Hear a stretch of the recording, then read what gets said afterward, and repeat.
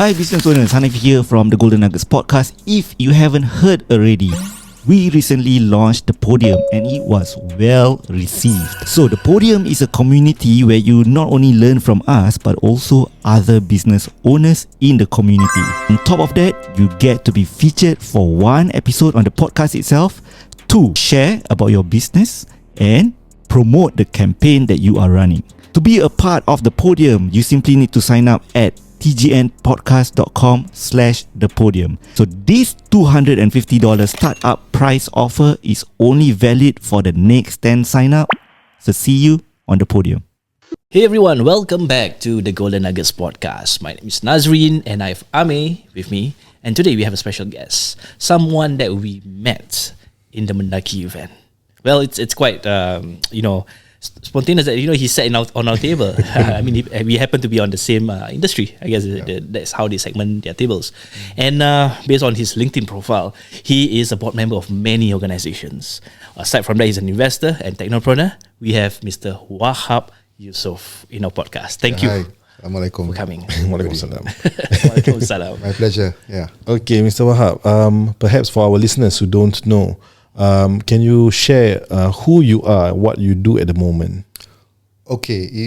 Currently, I'm kind of semi-retired. So whatever that means, right? Semi, because you really want to retire, but you want to tell people that you're doing something. Yes. Right. And you want to tell yourself that you're doing something. But actually, I'm retired. I decided to retire after 36 years of working in the tech industry. 36 years. Wow. Okay. Mostly in US company, all of them in US companies. And so, but due to my involvement in the boards, that's what keeps me busy right now. And also, I'm involved in a small venture capital called Recanex Capital. Okay, It's friends of ours and acquaintances who we are very familiar with. So we raised some money and we invested in ASEAN startups. Singapore, I think there's some companies in Singapore, Malaysia, Indonesia, Vietnam. So these are some companies we invest in with the hope of, obviously, as VC, you want to get return after 5 to 7 years. Right. So that's what keeps me busy mostly. But no, I'm not working full time at this point in time. Okay. What I do mainly right now is, and besides that, there are those companies that I invested in or we invested in that I have been appointed as advisor or board advisor to help them break into the ASEAN market. Okay. Right? And then there's one more coming up that's an Indian company who is trying to break into a cybersecurity Indian company, trying to break into the ASEAN market. And I will be part of their board of advisors. Yeah, so that's what keeps me busy. Right. I mean, that's like not retired already. I was very surprised. I was actually on the road for the last 4 weeks. Bangkok, Jakarta, Malaysia, KL. So yeah. I mean, because we have not really qualified the term retire, right? Yes. Do you think this is considered a retirement for you? Yeah. It's a retirement plan, I would say, because you don't really want to just instantaneously stop what you're doing in your corporate life and then do nothing. Yes. You may take a break, maybe 6 months break or a year break or some kind of sabbatical, but you really want to keep yourself active and not just inactive and your brain won't function and you don't think, and that's the sure path to kind of early end of your life. Yes. So I think you need to find meaning. Yeah. I think on the flip side, there are things like I have always wanted to do more, like religious studies, as in Islamic religious studies. Okay. Fine tune your tajweed in baca Quran, that kind of stuff. So that's what I'm doing on the other side. Okay. Besides what I described to you. Okay. And of course I have a personal studio in my basement. I used to have a band many years ago. Wow. So I'm a kind of amateur musician. Okay. What music do you play? I play the guitars and a bit of the synthesizers and keyboards. Wow. Wow. Interesting. I collect guitars as well. Cool. Yeah. What guitars? Maybe we can share. Oh yeah, the famous Gibson? ones would be Fender, Gibson. I have a lot of PRS. Okay. and I have Ibanez. Ibanez. Yeah, because I think it's a bit of what do you call it, pent up frustration of a young musician. Yes, when you're young, you can't afford. Right? Yes, you can correct. only afford one guitar. So then you get older, you say, then you can afford it. But I've stopped buying already because it's not healthy lah. Yeah. I mean, I'm more than enough. I think I have a 28 or something like that. 28 guitars Yeah. in your basement. In my basement, it's all cupboard and there's a dehumidifier to keep the Wow. wood. Yeah. But so I try to play as much as I can. Yeah. It's for personal entertainment lah. It's not for anything else. Wow, we should drop by. We should have some. anytime. Shamelessly invite yourself, huh? Yeah, correct. Wow, that's interesting. Yeah. Okay, you mentioned 36 years in the cybersecurity industry, is it? Tech, the last 18 was cyber, and prior to that was mainly technologies lah. Companies like EMC, now part of Dell. Dell bought EMC. EMC bought a company called Documentum, of which I was running the APAC outfit. And then prior to that was more famous companies in those days like Silicon Graphics, Cadence Design System. So I kind of dabble in quite a few different technologies, ranging hardware, software, professional services, the works lah. Yeah. So basically, I quite well. And in the early days when knowledge management was a big deal, at the turn of the century, 2000, before AI came on board, I did a lot of knowledge management and content management, like what you guys doing now lah. So those days already had web content and the repurposing of the content for multiple devices. So I did stuff like that, quite a fair bit lah. I see. Okay. What do you need to study back then to have the position that you had? Yeah, actually I'm a boomer, so I was born in 1962, right? So in those days we had very little choice lah. Okay. The famous one was you become a lawyer, doctor, engineer, or teacher. Yes. Maybe an architect, maybe an accountant, but this would be the more famous one. So initially all of us wanted to be doctors lah, because of the prestige that you attach to it, and your parents always say you should be a doctor kind of thing, right? But those were their dreams lah. So I wanted to live my dream, and so I was influenced by my cousin to be a electronic engineer. And of course I took engineering, and I dabble in music. And so I wanted to design my own guitar effects. Oh, nice. So that's why that makes me an amplifier design, preamplifier design, Cool. and all those kind of stuff. So that's why I became an electronic engineer. Okay. I mean those wirings. Yeah. That I mean, you do a what do you call this? Those kind of PCB board to test pedal boards. pedal boards. Yeah. Unfortunately, none of the companies that designed them, like companies like Boss and Roland, they're all Japanese companies. That was the closest that we could get. But today there are a few. One of them, I forget the name. No, it's Indonesia. Okay. It's pretty good product. I forget what the name is, but interesting, right? That it's come closer to home. Yeah. Singapore has one as well. Oh. I forget what the name is. Because I don't use it. Not yet lah. I don't use their products.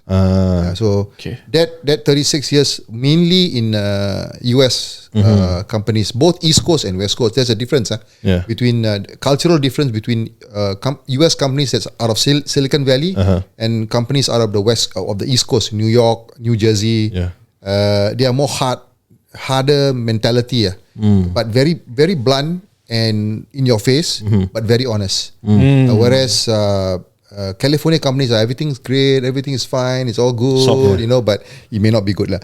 So a very colored, if I may say, a very colored career, because I was forced retrenched once, schemed retrenched twice. So I schemed my own retrenchment. Oh, okay. Okay. You can do that.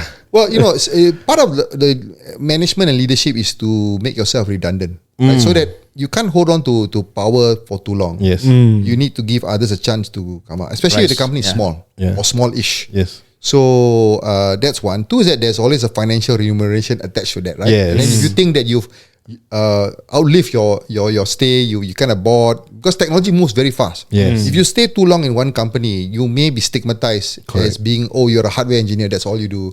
Or you're a web content creator, that's all you do. So my concern in the development of my career was that not to be stigmatized as a one-trick pony lah. That means I can only do one thing. Yes. So I had planned my career as such that, as I mentioned earlier, to do software, to do professional services, and to do hardware design as well. But I started life as a chip designer. Okay. For Intel, one of Intel chip design partners. Okay. Yeah, they one among the first in APAC. They opened up a design center. I was one of how many engineers?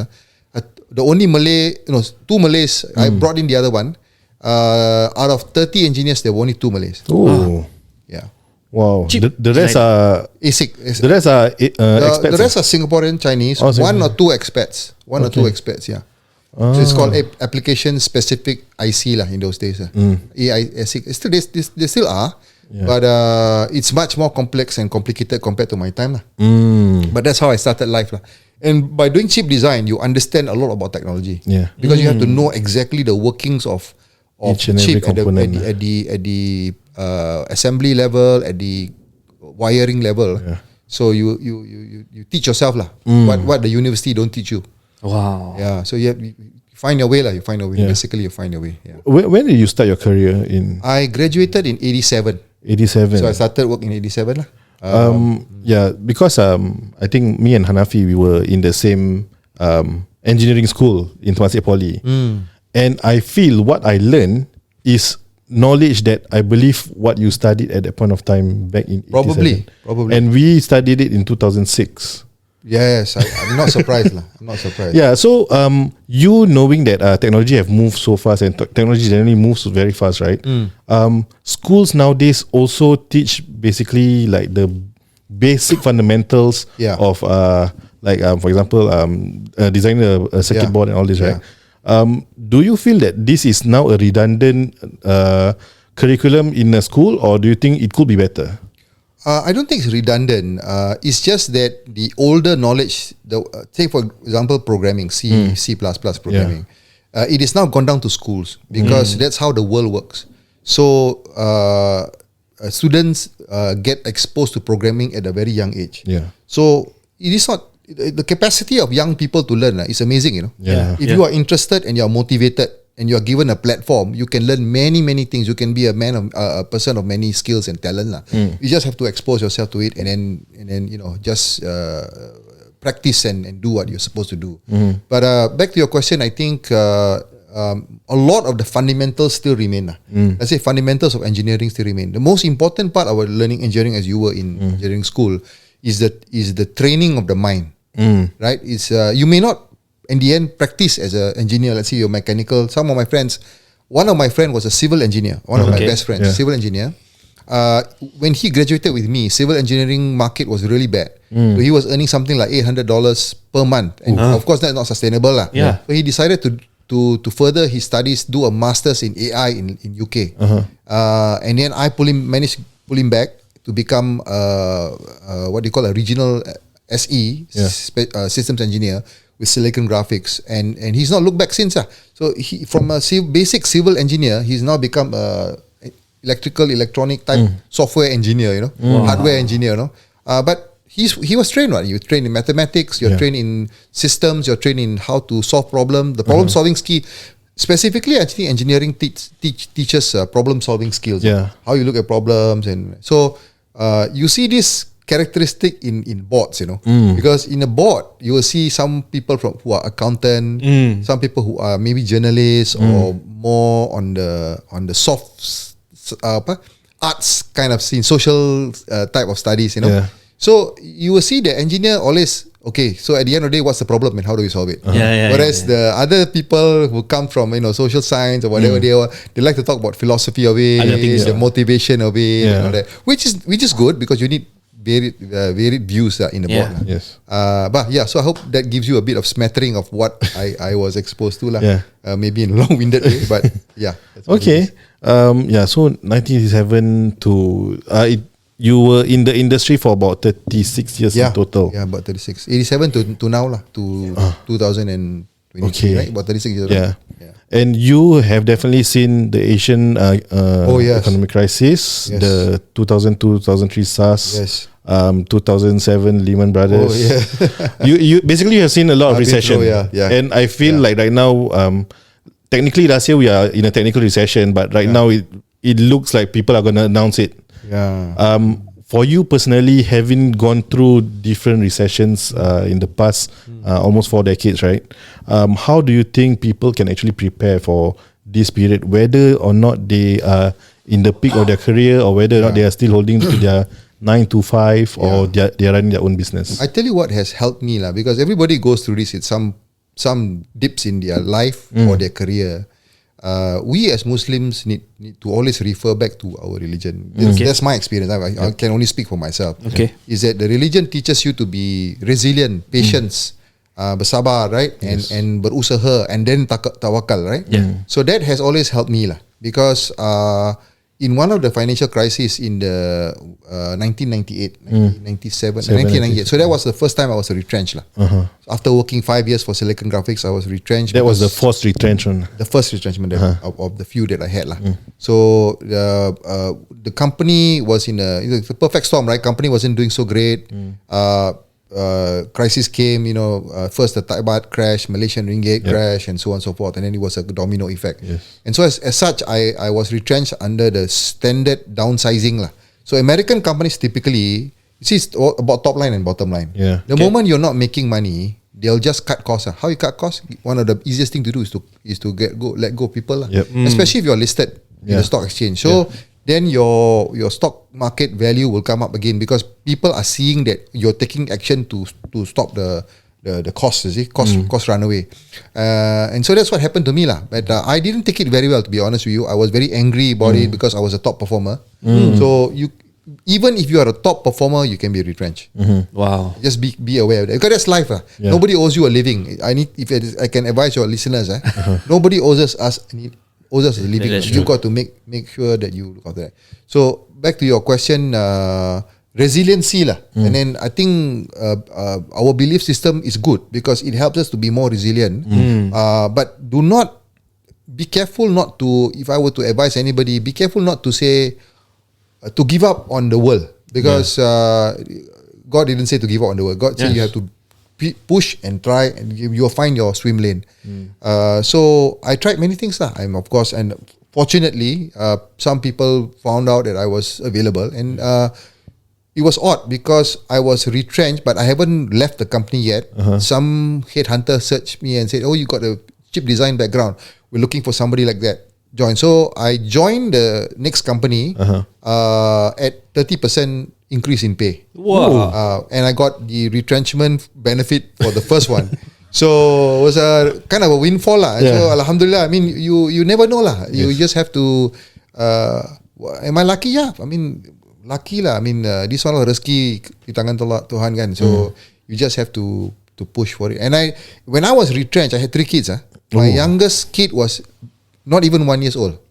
Yeah. So the company asked me to relocate. So my wife was actually on the way to becoming HOD. She went for interview there because I was posted to Malaysia as country manager. She had to take a decision lah. Yeah. So actually it was my wife, my mother, who told her to come with me. Because she said if you don't go, some other women will target me in Malaysia. But that's just kind of not joke. I'm not sure lah. But she resigned from a job or took a sabbatical and then joined me in Malaysia. And so, see, within 2 years of working in Malaysia, I was retrenched. So, you uproot the whole family, move over to Kuala Lumpur, and then you got retrenched, and then you find yourself in the... So, this is the challenge. So, in the Quran, God always say, right, and surely we will test you. Yes. Right? So, that was a test for me lah. But like I said, fortunately, rezeki came, and I quickly got another job, and then recovered very quickly lah. So that was the first retrenchment that I got, 1998 financial crisis. It was a very interesting one. That was when Malaysia also, of course, Anwar was arrested. So I saw some of that because one of the Fridays where there was a massive protest at Masjid Negara, I went there for Friday prayers lah. And it was so packed because they were going to protest at the Padang after that. That I was direct into that protest because the sheer number of people. So it was an interesting experience. Then the water cannon came out. So I know they better don't get caught as a Singaporean. Don't get caught. Foreign they'll say declare foreign agent or something like that. But those were my little interesting experience in Malaysia lah. So you actually moved to Malaysia. I think this was before the first retrenchment. Yeah, right? 96 I took up the role in 96. Okay. Yeah. So we are curious because we have even considered to really relocate to Malaysia because I think aside from opportunity, another thing is we feel in Singapore is maybe, I don't know, Very tight market, is it? tight market, saturated, a lot of things, Yeah. and also cost of living is very high. True. So houses, $1 million houses doesn't make sense. Yeah, correct. So there are a lot of issues that we are considering, and then we were like thinking like, hey, maybe moving over is actually not a bad idea. But you having gone through that journey, what actually do you think of making such move? Okay, I have a view of, I wouldn't say that you need to drop everything and go there. You go there for expediency for your business, meaning because of business opportunity. If you think but you have to test the market first, right? So you do test the market. Don't just pack up and go there because you are from here, so your roots are here. And there's still a lot of value here. From an infrastructure point of view, from a hub. Singapore has a hub concept, right? So people still come here. People might notice you and so on and so forth. So, but like you rightly say lah, for small startups like yourself, it takes a lot of effort lah, and maybe more cost lah.